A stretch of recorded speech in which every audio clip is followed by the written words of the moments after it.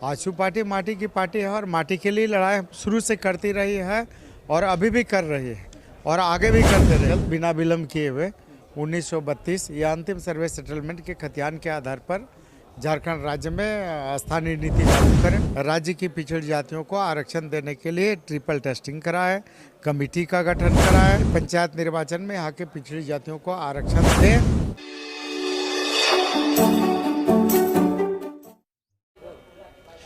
विधानसभा सत्र का आज 8वां दिन था। 8वें दिन विधानसभा में ओबीसी को आरक्षण सहित कई मुद्दों को उठाया गया।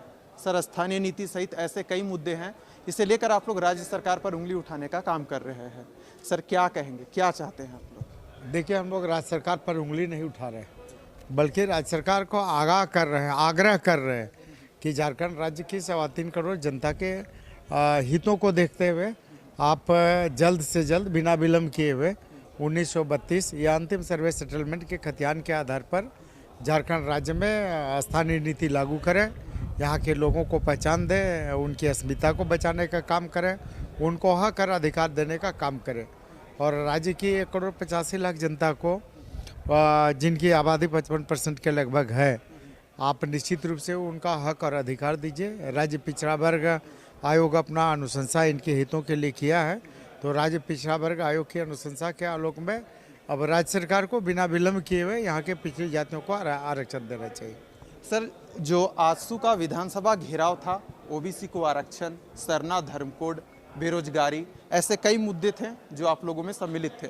सत्ता पक्ष के लोग कह रहे हैं कि आजसू लोगों के जहन में बस आईवास करना चाहती है। क्या वाकई में आप लोग आईवास करने के लिए इन मुद्दों को उठा रहे हैं? देखिए, राज्य की जनता जानती है कि राज्य के सृजन में अलग राज्य आंदोलन में आजसू पार्टी की कितनी भूमिका रही है।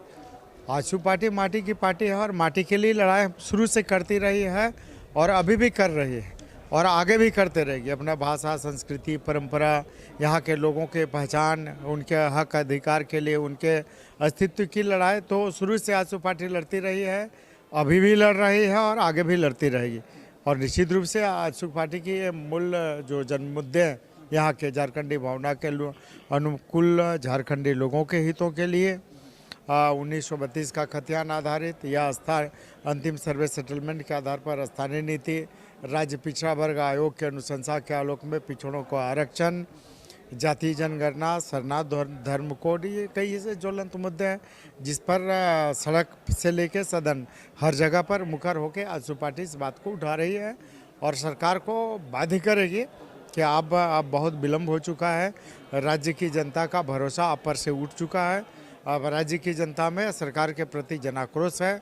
लाखों की संख्या में प्रतिदिन कहीं न कहीं लोग सड़क पर उतर के आंदोलन कर रहे हैं, तो इसलिए बिना विलम्ब किए हुए सरकार को 1932 खतियान आधारित या अंतिम सर्वे सेटलमेंट के आधार पर स्थानीय नीति लागू करना चाहिए।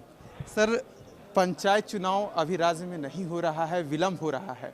पंचायत चुनाव में ओबीसी को आरक्षण का जो मुद्दा है आज भी सदन में उठाया गया। आजसू का क्या स्टैंड है? देखिए, सदन में आजसू पार्टी इस मामले को उठा चुकी है और निश्चित रूप से हम लोग सदन में इस बात को उठा है कि आजसू पार्टी पंचायत चुनाव कराने के पक्ष में है, लेकिन पंचायत चुनाव कराने से पहले सुप्रीम कोर्ट के आदेश के आलोक में राज्य की पिछड़ी जातियों को आरक्षण देने के लिए ट्रिपल टेस्टिंग कराए, कमेटी का गठन कराए, कमेटी का प्रतिवेदन प्राप्त करें और कमेटी के प्रतिवेदन के आधार पर ये पंचायत निर्वाचन में यहाँ के पिछड़ी जातियों को आरक्षण दें, उसके बाद पंचायत चुनाव करें। तो इस वक्त हमारे साथ मौजूद थे आजसू विधायक लंबोदर महतो जी, जिन्होंने पंचायत चुनाव सहित कई मुद्दों पर अपनी बातें रखी।